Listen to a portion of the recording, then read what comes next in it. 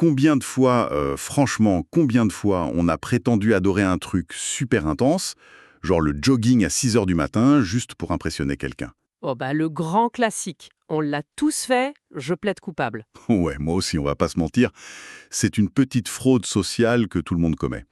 Mais aujourd'hui, dans notre exploration, on va regarder cette habitude sous un angle complètement différent. Un angle linguistique. Exactement. Et c'est une plongée vraiment captivante parce qu'on se base sur un document d'apprentissage du français ciblé pour les grands débutants. Voilà. Et ce qui saute aux yeux en lisant ces sources, c'est que la grammaire de base, celle qui sert juste à dire ce qu'on aime ou pas, c'est un véritable champ de mine psychologique. C'est fou, hein, parce qu'on réduit souvent l'apprentissage d'une langue à, tu sais, une équation hyper froide, un sujet, un verbe, et hop, Ouais, le truc très scolaire. c'est ça. Mais le matériel qu'on analyse aujourd'hui, il prend le contre-pied total de ça. Il ne se contente pas d'aligner des mots, il utilise carrément un récit humoristique de tromperie sociale pour faire passer la pilule de la grammaire. Et ce qui définit bien la mission de notre analyse d'aujourd'hui, en fait.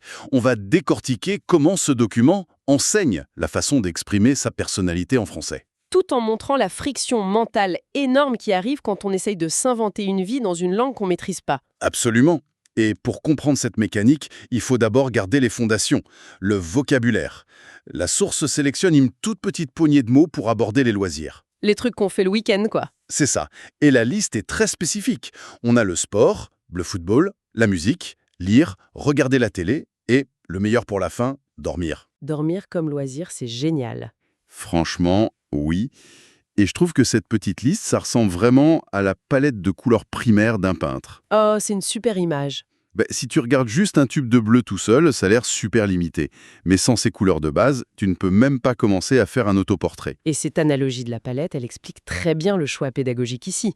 Ce n'est absolument pas aléatoire. Le cerveau d'un adulte qui apprend une nouvelle langue, il sature très vite. Ouais, la charge mentale est dingue au début. Mais complètement. Tu dois gérer de nouveaux sons, des genres, des conjugaisons. Si on te balance d'entrée de jeu des mots comme, je sais pas, faire de l'escalade en salle. Ou de la poterie japonaise. Voilà, tu perds l'étudiant tout de suite. Ici, il couvre tout un spectre de comportements avec une polarisation extrême. Alors, la polarisation, d'accord. Mais là, le grand écart est quand même vertigineux, non? C'est-à-dire? D'un côté, on a l'effort physique pur avec le sport et le foot. Ça implique de bouger, de transpirer. Et à l'extrême opposé, on met dormir. C'est genre le niveau zéro de l'action. C'est presque caricatural de mettre ça sur le même plan. Ah, mais c'est précisément cette caricature qui aide à mémoriser. Le cerveau retient les choses de manière beaucoup plus robuste quand tu mets deux concepts aux extrémités opposées. L'action contre la passivité, en somme. Exactement. En forçant ce contraste massif, le document crée des ancrages dans la mémoire. L'apprenant n'a pas besoin de chercher très loin pour comprendre l'énergie du mot, elle est définie par son contraire juste à côté. C'est malin. Ça allège la pression sur la mémoire de travail. Totalement. Bon. Une fois qu'on a notre palette de couleurs, nos mots de base, il faut bien apprendre à s'en servir. Et c'est là qu'on attaque la grammaire des préférences. Les fameux mots magiques de la leçon. Voilà. Pour dire oui, c'est direct, j'aime. J'aime la musique, j'aime lire, c'est frontal. Mais là où ça se corse, c'est pour le rejet. La structure devient je n'aime pas le sport. La fameuse négation française. Ouais, et en regardant ça de près, j'ai vraiment l'image d'un bouclier physique. C'est comme si le ne et le pas étaient les deux bras d'une tenaille qui vient encercler le verbe. C'est une excellente représentation mentale. Historiquement, la négation en français, c'est vraiment cette double barrière qui verrouille le sens. Et ce qui est fou dans le document, c'est qu'ils insistaient lourdement pour que l'étudiant isole ces deux mots à l'oral. Oui, on leur demande presque de hacher la phrase « je n'aime pas Mais attends, je me fais l'avocat du diable 2 secondes. C'est pas hyper contre-intuitif ? ». Dans quel sens ? N'importe qui ayant passé 5 minutes dans une rue francophone sait que dans la vraie vie, on avale ce fameux « ne ». Les natifs disent juste « j'aime pas ». Pourquoi forcer un débutant à prononcer un truc qu'on nommait la moitié du temps ? On leur apprend une langue de robot, là. Ah, la fameuse contradiction des profs de langue. Mais en fait, ça a une justification neurologique super solide. Ah bon ? Laquelle ? Tu ne peux déconstruire une règle que si tu maîtrises l'architecture complète d'abord. Si l'élève ne visualise pas la tonaille entière, ce fameux bouclier, il ne comprendra pas ce qu'il est en train de raccourcir plus tard. Ah, donc le nœud sert de repère. C'est un signal d'alarme cognitif.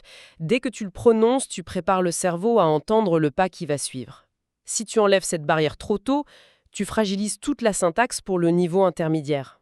Il faut forger le bouclier avant d'en alléger le métal, en gros. C'est exactement ça. D'accord, je vois la logique.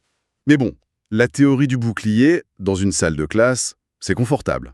Le problème, c'est face à la pression sociale d'une vraie conversation. Et c'est là que nos certitudes s'effondrent. Et c'est là que le document devient génial. Il nous jette dans une histoire, la mise en situation du faux sportif, avec deux personnages, Anna et Lucas. Cette petite scénette est incroyable parce qu'elle montre ce qui se passe quand la charge mentale de la grammaire percute le besoin de projeter une belle image de soi. C'est d'une cruauté brillante.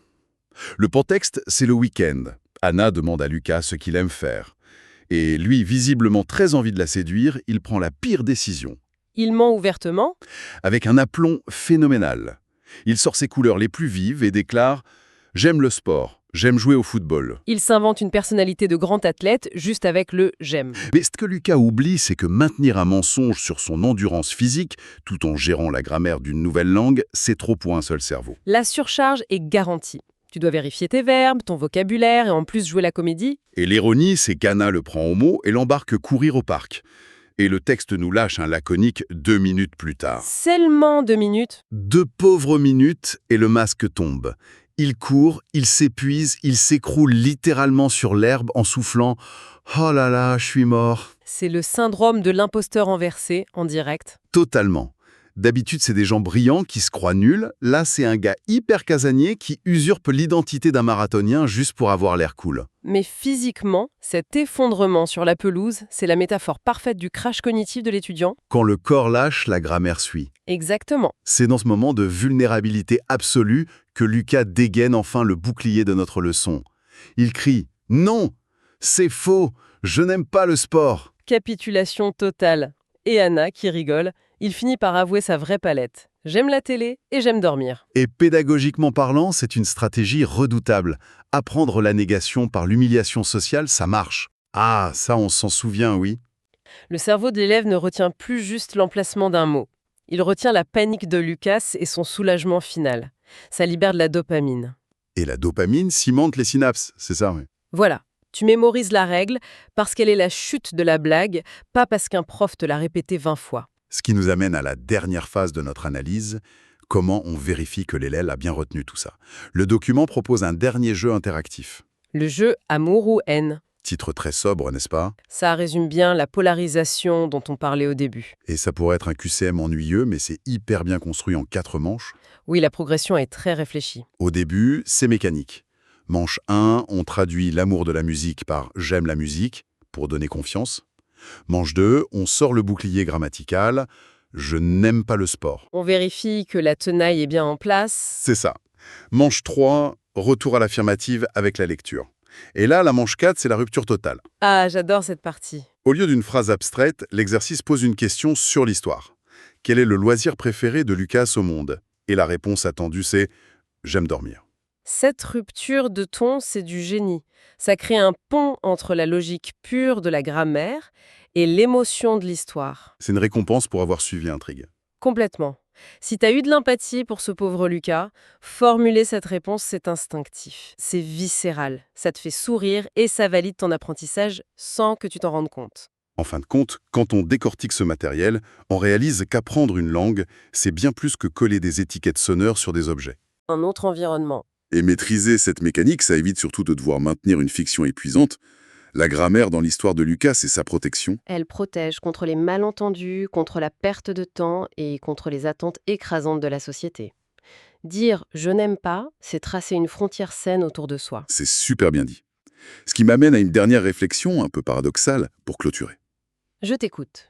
Les mots pour affirmer ses goûts, j'aime, et la barrière, je n'aime pas, sont vraiment les concepts les plus simples au monde. La théorie tient sur un ticket de métro. Oui, c'est enfantin. Taxique, il est purement social. C'est tellement vrai. Pourquoi? Face à une nouvelle personne, on a cette impulsion presque incontrôlable d'utiliser notre tout nouveau vocabulaire pour se donner un faux dynamisme. La peur du jugement, j'imagine. Exactement. Pourquoi c'est plus intimidant d'assumer qu'on adore le confort de son canapé plutôt que de faire un footing perdu d'avance? C'est fascinant de voir que derrière une leçon basique sur les jours de la semaine ou les loisirs, il y a une énorme leçon d'acceptation de soi. Une page blanche pour se réinventer, en fait. Voilà. Et la vraie épreuve, Ce n'est pas d'éviter les fautes d'orthographe. C'est d'oser utiliser ses propres couleurs, même si on a peur qu'elles soient un peu ternes pour les autres. Finalement, l'honnêteté, bien plus que la grammaire, c'est ça qui demande le plus de souffle.